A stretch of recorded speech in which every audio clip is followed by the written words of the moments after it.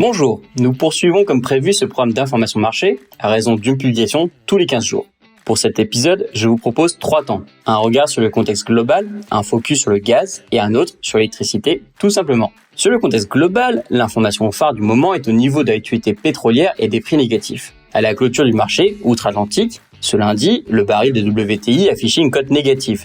Il ne s'agit pas de l'ensemble de l'économie pétrolière qui s'est retrouvée avec des cotations négatives, mais une partie des contrats à terme du marché du brut américain. L'économie mondiale, et en particulier les transports, est figée, et donc les cours ne répondent plus aux logiques habituelles, avec tension en cascade du brut jusqu'aux énergies finales consommées.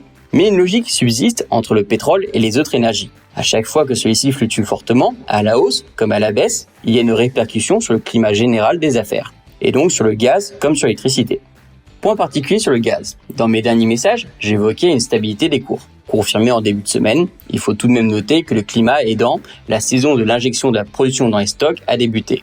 Il y a donc une probabilité de stockage record d'ici cet été. Du côté de l'électricité, la volatilité du CO2 persiste à nuire au prix de l'électricité. Le marché action est globalement en hausse, entraînant avec lui le cours du CO2. Puis, EDF a annoncé une diminution de la production de 30% sur les prochaines années.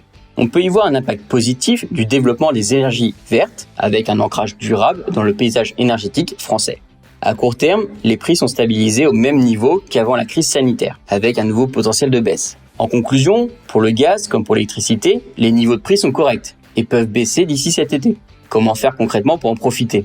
2 choses. Regardez votre contrat et précisément vos engagements pour savoir si vous êtes éligible à un ajustement de votre contrat ou proche de votre échéance. Si tout est au vert sur ce plan, il faut contacter vos interlocuteurs habituels, NJ Entreprises et Collectivités, pour aller plus loin.